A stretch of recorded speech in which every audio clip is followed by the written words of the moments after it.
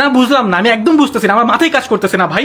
কিছু পোলাবেন বলতেছে বাংলাদেশের জাতীয় সঙ্গীত আমার সোনার বাংলা চেঞ্জ করা উচিত। ভাই তোমাদের আইডিয়া সেটা কতটা ইউনিক এবং কতটা চমৎকার একটা গান, বাংলাদেশের জাতীয় সঙ্গীতের সুর চুরি করা।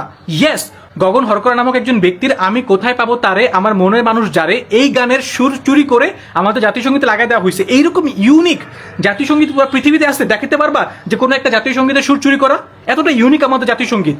এরপরে এই কবিতাটা রচনা করা হয় বঙ্গভঙ্গ রদ করার জন্য, অর্থাৎ ভারতীয় অর্থাৎ কলকাতার যে দাদারা আছে, যারা জমিদার আছে, তারা যেন অলওয়েজ আমাদেরকে শাসন করতে পারে, শোষণ করতে পারে, আমাদেরকে নির্যাতন করতে পারে, এই জন্য এই কবিতা রচনা করা। ইমেজিন এমন একটা গান আমাদের দেশে জাতীয় সঙ্গীত, যে গানটা রচনা করা হয়েছিল আমাদেরকে শাসন করার জন্য, আমাদেরকে শোষণ করার জন্য। এর থেকে ইউনিক ব্যাপার আর কি হতে পারে?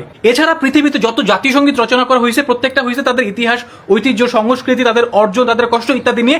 আমাদের দেশে জাতীয় সঙ্গীত একমাত্র জাতীয় সঙ্গীত যেখানে আমাদের দেশে কিছু বলা নাই ভাই। আমাদের দেশের ইতিহাস, ঐতিহ্য, আমাদের কষ্ট, আমাদের অর্জন কিচ্ছু নাই। আমাদের কেমনে থাকবে ভাই? এটা রচনা করা হয়েছে আমাদের মুক্তিযুদ্ধেরও 66 বছর আগে, মানে যখন পাকিস্তান তৈরি হয় না, যখন ভারত তৈরি হয় না, কিচ্ছু হয় না তখন। এর থেকে ইউনিক, এর থেকে চমৎকার জাতীয় সঙ্গীত হইতে পারে না। তোমরা বলো এটা চেঞ্জ করতে হবে। হ্যাঁ, বোকা শোকা পোলাপাইন, এই জাতীয় সঙ্গীত বেস্ট, ইউনিক, চমৎকার, সেরা। আমি তো বলি এই জাতীয় সঙ্গীতকে পুরো পৃথিবীর জাতীয় সঙ্গীত, পুরো ইউনিভার্স, মাল্টিভার্সের জাতীয় সঙ্গীত ঘোষণা করা উচিত। না, এটা হাস্যকর, এই দেশের জনগণের জন্য হাস্যকর।